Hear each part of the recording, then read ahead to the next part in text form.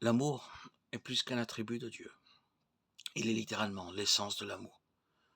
Cela est clairement indiqué dans 1 Jean 4,8. Celui qui n'aime pas n'a pas connu Dieu, car Dieu est amour.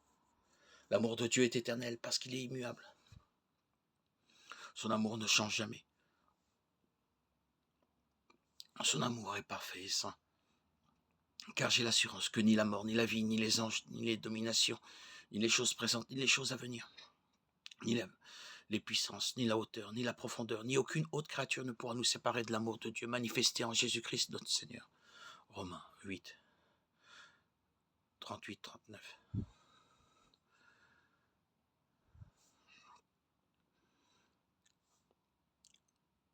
Voyons comment la Bible décrit l'amour. Car Dieu est l'essence de l'amour. L'amour est patient, l'amour est plein de bonté. Il n'est point envieux, il ne se vante point. Il ne s'enfle point d'orgueil. Il n'est point grossier, il ne cherche point son intérêt, il ne s'irrite point. Il ne garde point de souvenir des torts. L'amour ne prend pas plaisir au mal, mais il se réjouit de la vérité. Il protège toujours, il a toujours confiance. Il espère toujours, il persévère toujours. Il ne périt jamais. 1 Corinthiens 13, 4, 8. Telle est la description que Dieu donne de l'amour. Et parce que Dieu est amour, c'est ainsi qu'il est. 1 Jean 4, 8. Celui qui n'aime pas n'a pas connu Dieu, car Dieu est amour. En amour, Dieu ne s'impose à personne. Ceux qui viennent à lui le font en réponse à son amour. En amour, Dieu fait preuve de bonté envers tous. En amour, Jésus allait de lieu en lieu, faisant du bien à tous sans partialité. En amour, Jésus ne convoitait pas ce que les autres avaient, menant une vie humble sans se plaindre. En amour, Jésus ne se vantait pas de qui il était dans la chair. Bien qu'il aurait pu dominer quiconque, il entrait en contact.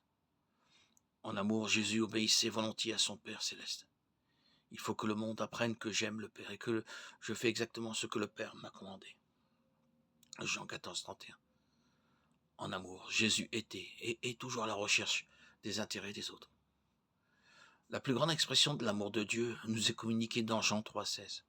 Car Dieu a tant aimé le monde qu'il a donné son Fils unique, afin que quiconque croit en lui ne périsse point, mais qu'il ait la vie éternelle. Romains 5, 8 proclame le même message. Dieu prouve son amour envers nous en ceci. Lorsque nous étions encore des pécheurs, Christ est mort pour nous.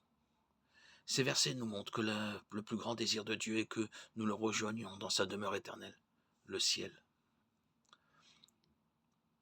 Il a rendu cela possible en payant le prix de nos péchés. Il nous aime parce qu'il a choisi de le faire par sa volonté. L'amour pardonne.